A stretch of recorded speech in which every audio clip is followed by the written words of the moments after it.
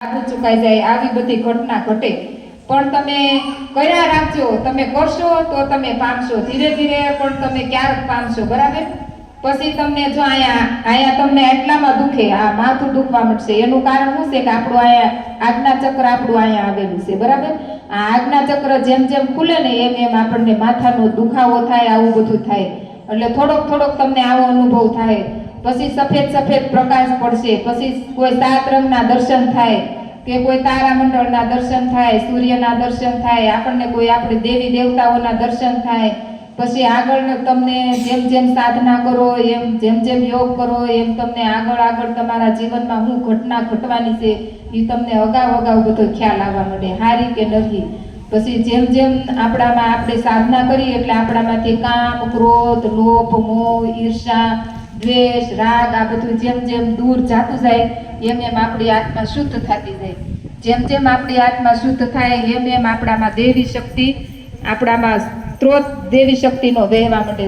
જેમ જેમ દેવી શક્તિ આપણામાં આવે એમ એમ તમને બધી બધી બધી ખબર આગળ આગળ પડવા માંડે. પછી આપણે કોઈ એવા કર્મ પ્રારબ્ધનું આપણે આ લોહીન પૃથ્વી ઉપર આવ્યા છે, એમ નથી કે આ જન્મમાં જ આપણે કર્મ કરેલા ભોગવાના.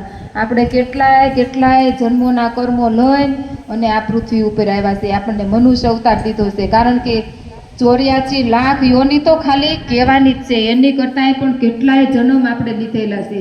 શું કામ કે આપણે જ્યારે જ્યારે જન્મ લઈએ છીએ ત્યારે ત્યારે આપણે પરમાત્માને પ્રાર્થના કરી છીએ કે હે પરમાત્મા મને હવે આમાંથી મુક્તિ મેળવા દે, એવી આપણે પ્રાર્થના કરીએ છીએ, બરાબર? તો આપણને આ મનુષ્ય અવતાર જ એવો છે કે આ મનુષ્ય અવતારની અંદર જ તમે ભક્તિ કરી શકો, બાકી કોઈ એવો બીજો અવતાર નથી કે તમે ભક્તિ કરી શકો. એટલે આ મનુષ્ય અવતારની અંદર પરમાત્માએ આપણને દયા કરીને મોકલા છે. શું કરવાનું કે હે આત્મા તું આ 84 લાખ યોનીમાં ભટકતો તો તું હવે પૃથ્વી ઉપર માનવ સ્વરૂપે જા, મારી ભક્તિ કર અને પાછો તું મારી પાસે અમર લોકમાં આવ. આપણે ક્યાંથી આવ્યા છે, ક્યાં જવાનું છે, હું કરી છે અને હું કરી રહ્યા છે એ આપણને ખબર હોવી જોઈએ. આપણે અમર લોકમાંથી આવ્યા છે, પાછું આપણે અમર લોકમાં જ જવાનું છે.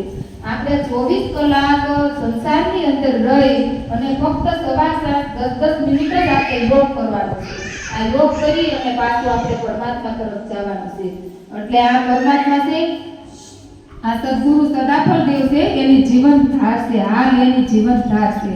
4 યુગ છે, તમને ખબર હોય, ત્રેતાયુગ, સતયુગ, કળયુગ, એવા 4 યુગ છે. 4 યુગ જ્યારે પૃથ્વીનો પ્રલય થાય તો એક યુગની સ્થાપના થાય. એક યુગ આવે એટલે એક યુગમાં આપણને પરમાત્મા એક મહર્ષિ સદગુરુને મોકલે છે. શું કરવાનું કે જીવ છે એ કોઈ બીજા રસ્તે સડી ન જાય, જીવ છે એ કોઈ અવળો સડી ન જાય. એટલે અલગ અલગ યુગની અંદર અલગ અલગ પરમાત્મા આવેલા છે, અલગ અલગ સદગુરુ આવેલા છે. નિત્ય અનાદિ સદગુરુ આવેલા છે, સુકૃત દેવ આવેલા છે. એવી રીતે આપણે આ કળયુગની અંદર કબીર સાહેબની ધાર છે, કબીર સાહેબ છે. ટોટલ 6 પ્રકારના આપણે અહીંયા પૃથ્વી ઉપર જન્મ થાય છે. તમને ખબર હશે, સાંસાબદિક સિદ્ધિ છે, અંડજ, પિંડજ, ઉષ્મજ, સ્થાવર, આવા 6 પ્રકારના આપણે જન્મ થાય છે. કે જે સાંસાબદિક સિદ્ધિ કોને કહેવાય કે જેનું પ્રગટ થાય, જે પ્રગટ થાય એને સાંસાબદિક સિદ્ધિ હોય. હજી પણ આપણે ભારતની ભૂમિની અંદર આવા લોકો પડ્યા છે, સાંસાબદિક સિદ્ધિવાળા લોકો પડ્યા છે, એમ જેનું પ્રાગટ્ય થાય. જેમ કે કબીર સાહેબ છે, આ મહાપ્રભુજી છે, એનું શું છે પ્રાગટ્ય થયેલું છે. એટલે એ લોકો સાંસાબદિક સિદ્ધિથી પૃથ્વી ઉપર આવ્યા છે. એનું કોઈ માતાના ગર્ભમાંથી અવતાર નથી લીધો, આ મહર્ષિ સદાફળ દેવ જેવા. પછી અંડજ, અંડજ એટલે કે ઈંડામાંથી ઉત્પન્ન થાય એને અંડજ કહેવાય. પિંડજ એટલે પિંડજમાં આપણે બધા આવી ગયા, પ્રાણીઓ છે, પશુ છે, એ બધા પિંડમાંથી ઉત્પન્ન થયેલા, એને પિંડજ કહેવાય. ઉષ્મજ કોને કહેવાય? ઉષ્મજ એટલે ગરમ, જે ગરમીમાંથી ઉત્પન્ન થતા હોય એને ઉષ્મજ કહેવાય. સ્થાવર કોને કહેવાય? આ ઝાડ છે, છોડ છે, વેલા છે, એ બધા છે, એને શું કહેવાય? એને સ્થાવર કહેવાય. એટલે આપણે આ બધા પૂંછડિયા, અંડજ, પિંડજ, સ્થાવર, ઉષ્મજ એવા અવતાર ન લેવા હોય તો આપણે આ સાધના જ કરવી પડે. આ સાધના મેં તમને જે યોગ બતાવ્યો છે એ યોગ કરો તો આ સદગુરુ સદાફળ દેવે કીધું છે કે 100% પરમાત્મા છે અને પરમાત્મા હું તમને મળાવીશ. એટલે આ જીવંત ધાર છે. આ યોગ મેં તમને શીખવો, એ યોગ તમે 2 ટાઈમ કરશો.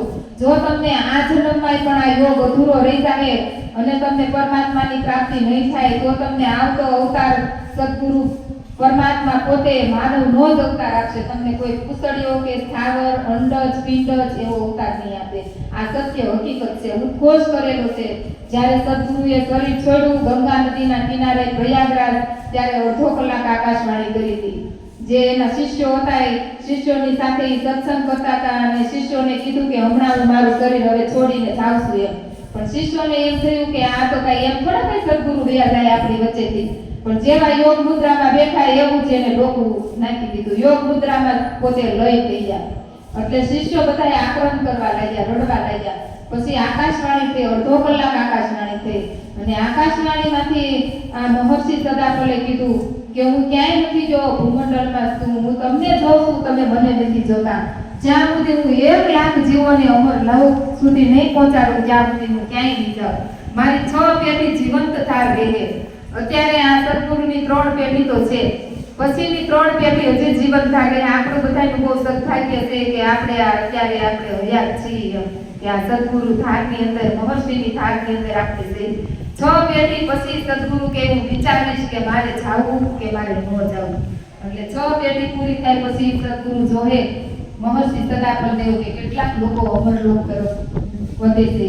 એટલે મહર્ષિ સદાફલ દેવ છે એના હંસોને બોધે છે કે આપણે એવી કોઈ સેવા કરી હોય કે આપણે એવું કોઈ ભક્તિ કરી હોય પૂર્વ જન્મમાં આ જન્મમાં, તો તમને અહીંયા આવવાનો આજે સૂર્ય ઉદય થયો એમ. અને આપણી બ્રહ્માંડની અંદર જેટલું બ્રહ્માંડ નથી ને એટલું એમથી વિશેષ આપણા શરીરની અંદર છે, પણ આપણે શક્તિને ઉર્ધ્વ કરવાની છે. જો દેવી દેવતા હોય એ જ કરે છે, રામ કૃષ્ણ શિવ માતાજી છે, બધા શું કરે છે? બધા યોગ જ કરે છે. તમે જોશો મેં તમને જે યોગ બતાવ્યો, જે સાધના બતાવી, એ જ સાધના, એ જ યોગ શંકર કરે છે. એના ગુરુ કોણ છે? નિત્યનાથી સદગુરુ છે, આ પોતે જ છે. પછી આ હનુમાનજી મહારાજ છે, હનુમાનજી મહારાજ હવે તમે સાધના લીધી એટલે આપણા ગુરુ ભાઈ છે. પણ એ 5મી કોટીની સાધનામાં છે. ટોટલ 5 કોટીની સાધના હોય. 1 કોટીની 1 ભૂમિકાની મેં તમને બતાવી. હવે 4 ભૂમિકાની એ કોઈ માનવ ન બતાવી કે એ આપણો આ 10મું દ્વાર છે ને, અહીંયાથી પરબારી ધાર સદગુરુ આપે આત્માને જોઈને. જેવો જેવો જેનો આત્મા એવી રીતે એ આપણને અહીંથી જ ધાર આપે. 5મી કોટીની સાધના એવી હોય કે હું એક જગ્યાએ અહીં બેઠી તો મુનિ હું એક જગ્યાએ અહીં બેઠી હોય, મુનિ હું એક જગ્યાએ બીજી જગ્યાએ બેઠી હોય. મારા અનેક શરીરો, અનેક મારા અંશો બધે કરતા હોય કરવા માટે, લોકોનું કલ્યાણ કરવા માટે, લોકોનું આત્માનું કલ્યાણ કરવા માટે. એટલે આ બ્રહ્મ વિદ્યાનું જ્ઞાન છે. તમે આ 2 ટાઈમ કરજો, તમે કરજો અને તમે જ અનુભવ કરજો. અને એવું નથી કે આપણે જે કરતા હોય એ આપણે છોડી દેવાનું અને આ કરવાનું, એવી વસ્તુ નથી. તમે જે કરતા હોય એ તો તમે કરજો, પણ જોડે જોડે તમે આ 10 મિનિટ કરજો, તમે કરજો અને તમે અનુભવ કરજો ખુદ પોતે. જો આ તમે બ્રહ્મ વિદ્યાનો યોગ કરતા હશો તો તમારી પાસે એટલી શક્તિ આવશે કે ધર્મ, અર્થ, કામ અને મોક્ષ ચારેયની પ્રાપ્તિ તમને સદગુરુ કરાવશે. આ સદગુરુએ કીધેલું છે. અને તમારી જે કાંઈ પણ મનોકામના હોય, જે કાંઈ પણ ઈચ્છા હોય એ પણ હોતે પરિપૂર્ણ થાય. શું કામ પરિપૂર્ણ થાય? કે આપણો આત્મા શુદ્ધ થયો. આપણો આત્મા શુદ્ધ થાય એટલે તમે જેવું બોલો એવું તમને